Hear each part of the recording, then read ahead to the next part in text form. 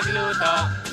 Yan ang hilig namin, mahilig din kaming kumain, magluto. Oy mga utol, sa linam ng kayo ay sisipon.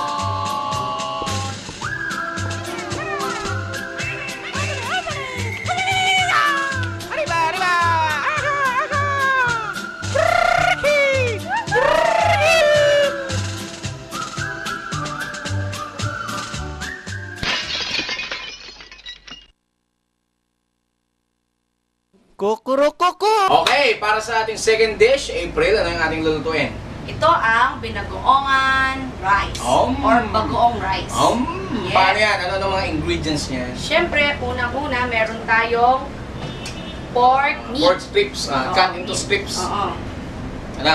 Yes. Tapos, Longganisa. longganisa, Yes. Siyempre, yung alamang. alamang or bagoong. Bagoong, hindi ko alam. Ano bang bagoong, pinakain? wala sa Tagalog na malalim, iba't ibang version Yes. yan. Pero, bagoong po to in general term. Ano? Yes, bagoong. Sweet bagoong and spicy. Yes. Tapos, ating green mango. Oo. Tapos, siyempre, Bawang, bawang. Tapos, onion. sibuyas, Tagalog, yung dahon. Yes. Tapos, ang ating Itlog, siyempre. itlog, Egg. Tapos, ating bahaw. bahaw. O kaning lamig natin, yung Tapos, tinatawag. oil for frying. Oil for Frying. doon sa mga health conscious, instead na coconut oil o kung ano pang Olive oil. hindi, yun nga, medyo medyo healthy na yun, pero medyo mahal. Pero may nabibili sa market ngayon, kagaya ng mga canola, di ba? Yung mga Palm. ampal, yun na yun. Ayun. Coconut oil na rin yun. Kala ko sasabihin mo, mantika ng baboy. Kahit ng kahit ng anong oil, wag lang yung baby oil. At ayaw ko sa pagkain ko yung mabango. Pwede yung coin sa mukha mo ngayon. Pwede siguro.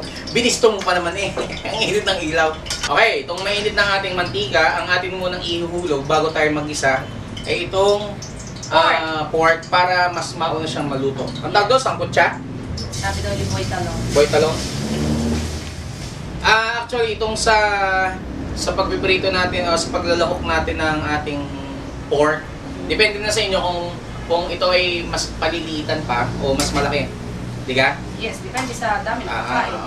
Sa presentation. Pero since ito ay for demo purposes lang, ang makakakain lang ay sa 2, 3, 4. Hindi na kasama yung 2. Meron tayong bagong camera na. Pogi. Okay. Pangalan po niya ay si Emil Sweetie Sarmiento. Ayan. Pero dati pa nating nakasama no, si Mr. Jonathan Boy Talong Orense. Mga kasamahan po namin yung sa marketing and production department ng Galaxy Cable. Bali si Emil kasama ni April sa pag-edit, then si Atan, si Jonathan, si Boy Talong, siya yung napunta sa mga commercial establishments para sa advertisements and other marketing matters para sa Galaxy Cable. Yes. Kung tutusin, napakahalaga rin naman yung pag-promote, halimbawa isang company, halimbawa yung mga radyo, yung mga restaurant, magandang may promote din sa cable dahil direktang napapanood ng mga subscriber natin yung one. Bay, ilan na rin tayong subscribers? Mga 8,000 na rin. I believe balang panahon ang Galaxy ay nasa Tanawan na rin. Yes. Malapit na. Malapit na. Kaya kung napanood nyo man ito na meron na kami sa Tanawan, edi replay na ito, tiyak. Yan naman kasi cook longganisa. Cook na. Sige, pahinitan na lang ilang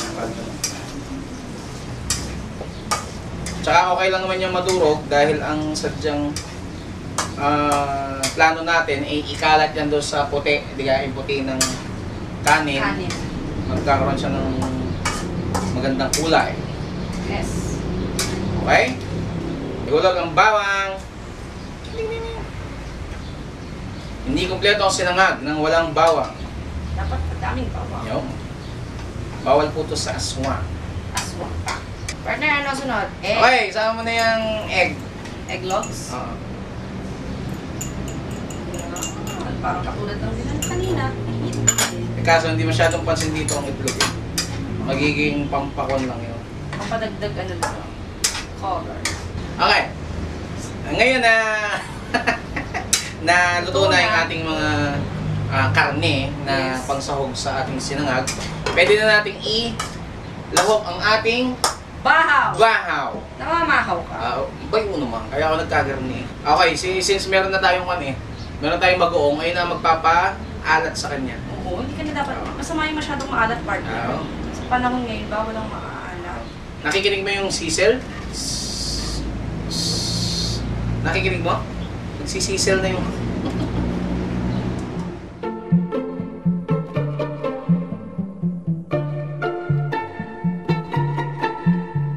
Okay, dahil nga medyo luto na itong ating kanin at nasangag na, atin namang idadagdag yung ating main ingredient. Main seasoning. Ating bagoong.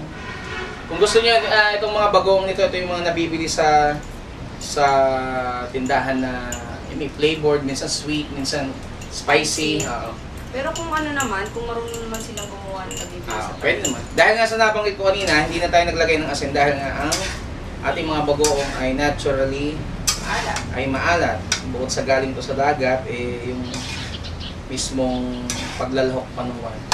Diba sabi nung gumawa. Maalat. Oo, masama masyadong maalat. Siguro after ng ating bagoong, pwede nating ilahok ang ating mangga. Yan, yummy. Sim. Okay. Tama-tama po sa mga naglilihi. Ikaw, naglilihi ka ba? Oo. Ninang ka. Gusto palagay natin ay luto na at well sangag na ang ating well mix na ang pwede natin patayin ang kalan. Ano?